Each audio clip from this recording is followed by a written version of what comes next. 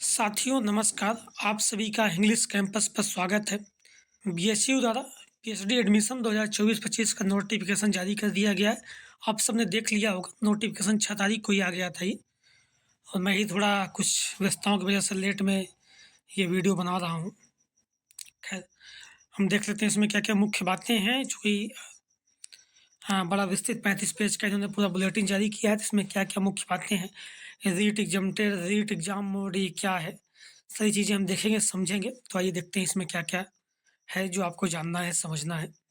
सबसे पहले हम देखते हैं कि पीएचडी एडमिशन बीएचयू में 2 टाइप में किया जाएगा, एक रीट एग्ज़ाम्टेड में, एक रीट मोड में, ठीक है? दोनों को समझ लेते हैं क्या। रीट एग्ज़ाम्टेड मतलब पहले रिसर्च एंट्रेंस टेस्ट होता था बीएचयू में, उसे रीट एग्ज़ाम कहा जाता था, आरईटी। तो रीट एग्ज़ाम्टेड में ज़्यादा वाले आते थे, वो अब भी आएँगे।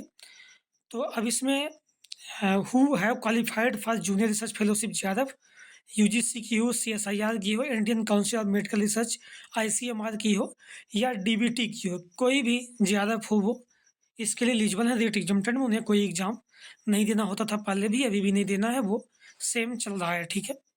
रीट एग्ज़ाम्टेड कैटेगरी 50% वो इस कैटेगरी में आते थे, अभी भी आएँगे। अब इसमें सारे जेआरएफ वाले जो पिछले 3 साल जिनका अभी वैलिड जेआरएफ है, वो इसमें आएँगे, ठीक। रीट एग्ज़ाम्टेड कैटेगरी में उन्हें डायरेक्ट इंटरव्यू होगा उनका। अब दूसरा रीट category, research interest test rate category.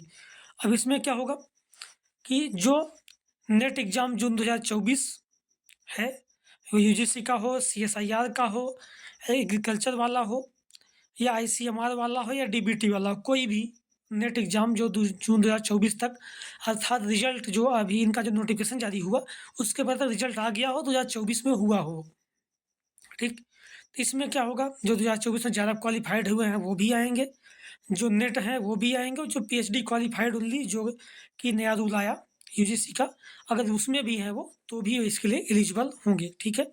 साथ ही जो agriculture service requirement board ASRB का एग्जामिनेशन होता है, वो कैंडिडेट भी नेट स्कोर कार्ड के आधार पर इसमें शामिल होंगे, ठीक है। एग्ज़ाम कोई नहीं होना इस बार, कोई एंट्रेंस बीएचयू अलग से नहीं लेगा, बस उसका नाम रीट कैटेगरी है, रिसर्च इंटरेस्ट टेस्ट कैटेगरी है, लेकिन इंटरेंस टेस्ट कोई नहीं होना है, ये ध्यान रखिए। वो नेट जून 2024 उसको स्कोर कार्ड के आधार पर एडमिशन होना है। जो एग्जाम्प्टेड कैटेगरी है उसमें कोई भी जेआरएफ चलेगा, 3 साल का वैलिड जेआरएफ हो। इस वाले में सिर्फ जून 2024 के नेट जेआरएफ या पीएचडी क्वालिफाइड कैंडिडेट होंगे, ठीक। तो ये मुख्य बातें हैं। आगे हम सीट देख लेते हैं। हालांकि आप लोगों ने सीट देखा होगा, मैं कुछ मुख्य मुख्य विषयों की सीट देखूंगा। सीट पहले भी जो एक नोटिफिकेशन आया था पूरा विस्तृत बुलेटिन, उसमें भी दिया था, इसमें भी दिया है सीटें किस 50% सीटें बांटी गई हैं रीट मोड में, रीट एग्जाम्प्टेड मोड में, ठीक है।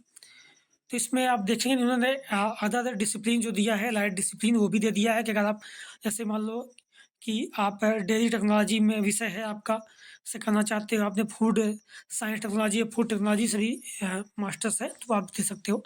एलाइड सब्जेक्ट होता है वो, मेन डिसिप्लिन और एलाइड डिसिप्लिन, तो आप देख लेना।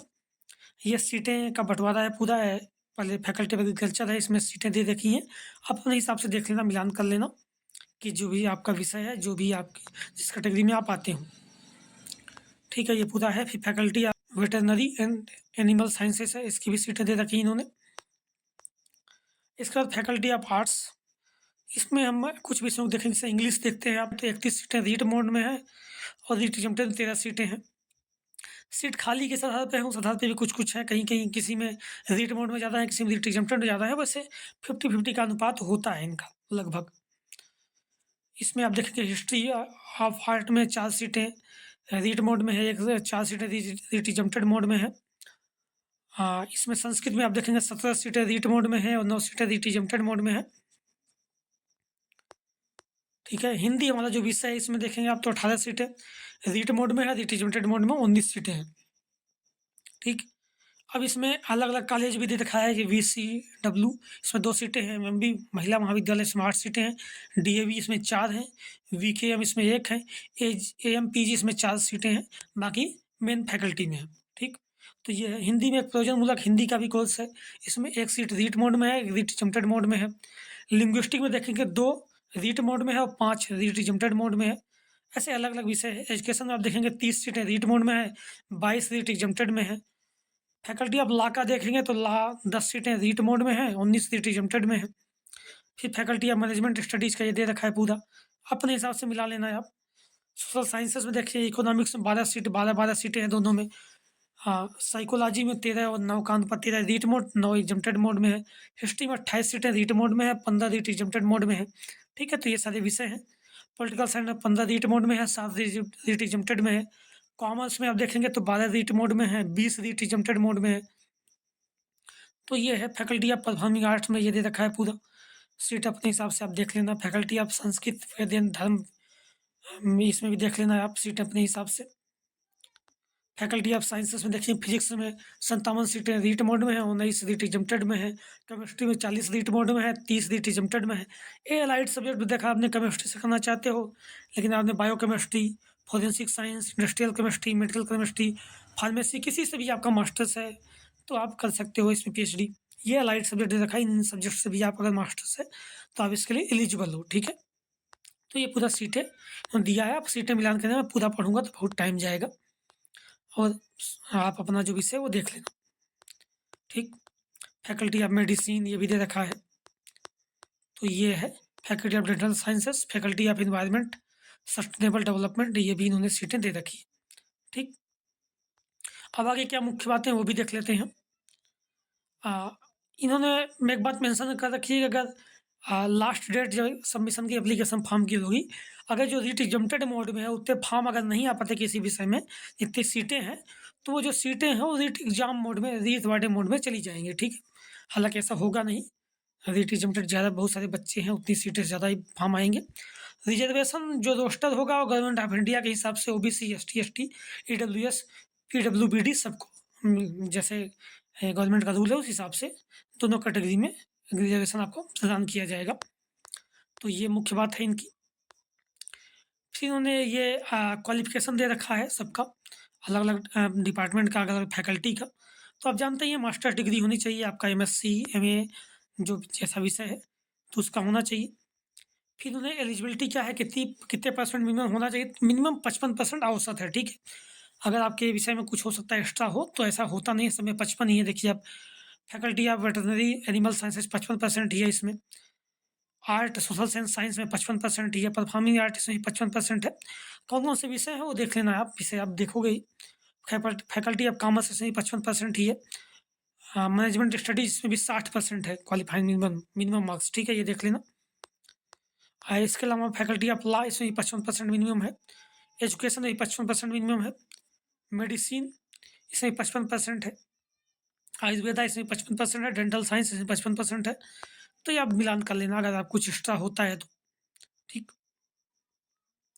साथ ही आपका जो रिजल्ट है यूजीसी नेट का, जेआरएफ का, वो जिस दिन से नोटिफिकेशन जारी हुआ एप्लीकेशन का उसके पहले आपका आ जाना चाहिए, तो ही वैलिड रहेगा। ठीक है, ये ध्यान रखिएगा। आपका जिम्मेदारी है कि मिनिमम एलिजिबिलिटी जो है वो रिक्वायरमेंट फुलफिल कर पा रहे हो, नहीं तो फॉर्म रिजेक्ट हो जाएगा। आप जानते ही हैं, इसमें कोई वो बात नहीं है। रिजर्वेशन की बात कर रहे थे हम, तो एससी का 15%, एसटी का 7.5% है, जानते ही हैं आप।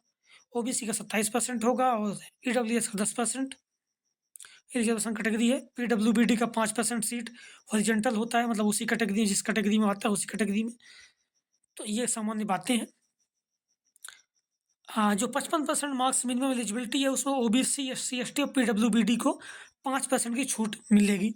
बाकी अगर 55 है तो आपको 50% अगर इस कैटेगरी रिजर्वेशन में आते हैं। ईडब्ल्यूएस का नहीं है यहाँ पे। एक बात और ध्यान देने योग्य है कि रीट एग्जम्प्टेड कैटेगरी में जो फॉरेन नेशनल होंगे वो भी रीट एग्जम्प्टेड में आएंगे, और इंटरनेशनल सेंटर ऑफ बीएचयू के थ्रू उनका जो होगा वो यहाँ पे वेरिफिकेशन होगा। अब हम बात करते हैं structure of PhD admission test का। तो जो रीट एग्जम्प्टेड कैटेगरी है उनका जो होगा 100% इंटरव्यू बेस पे होगा। ठीक है, 100% वेटेज इंटरव्यू का है। जो रीट एग्जाम कैटेगरी मतलब नेट है, और जून 2024 वाले नेट पीएचडी है ज़्यादा क्वालिफाइड है, उनका 70% वेटेज होगा एग्जाम का, चाहे यूजीसी का हो, चाहे सीएसआईआर का हो, चाहे एएसआरबी का हो। और इंटरव्यू का 30% वेटेज होगा, 70-30 होगा जिनका रीट एग्जाम कैटेगरी में जो है। ठीक है, ये ध्यान रखिए। और इसके अलावा रीट एग्जम्प्टेड कैटेगरी में सारे कैंडिडेट जिनका ज़्यादा क्वालिफाइड है और एलिजिबल है 3 साल के लिए, वो सारे बुलाए जाएंगे। रीट एग्ज़ाम कैटेगरी में जो है उसमें 10 गुना कैंडिडेट बुलाए जाएंगे। अदर कैटेगरी वाइज सीट जितनी है आपकी उस सीट के अनुपात में 10 गुना बच्चे आप बुलाए जाएंगे इंटरव्यू के लिए। इंटरव्यू ऑफलाइन होगा, कमेटी के सामने आपको ऑफलाइन आना होगा, ठीक है, वहीं पे ऑफलाइन इंटरव्यू होगा। अप्लाई करने का आप जानते हैं BHU का पोर्टल www.bhu.ac.in, bhuonline.in, किसी इस पोर्टल पे आप जा सकते हैं, वहाँ पे अप्लाई कर सकते हैं। एप्लीकेशन फ़ीस की बात करूँ तो जनरल OBC EWS की 600 रुपये है, SC ST PWD की 300 रुपये फॉर्म फीस है, ठीक है। तो ये पूरा प्रोसेस इनका है फॉर्म भरने का। फॉर्म आप भर लीजिए। फॉर्म आपका शुरू 6 तारीख से ही हो गया। लास्ट डेट की बात करूँ तो 21 जनवरी को आपकी लास्ट डेट है। फिर डॉक्यूमेंट वेरिफिकेशन और इंटरव्यू आपका 27 जनवरी से लेकर 12 फरवरी के बीच आपका इंटरव्यू और डॉक्यूमेंट वेरिफिकेशन होगा। रिजल्ट आपका और एडमिशन 15 फरवरी से लेकर 5 मार्च के बीच रिजल्ट हो जाएगा, एडमिशन होगा आपका, ठीक है। फिर आप रिपोर्टिंग 17 मार्च के बाद आपकी वहाँ पर रिपोर्टिंग और सारी चीज़ें भी आगे फिर जो प्रक्रिया चलेगी वो रहेगी। तो ये मुख्य जानकारी है BHU के PhD एडमिशन 2024-25 के संबंध में, ठीक है। धन्यवाद।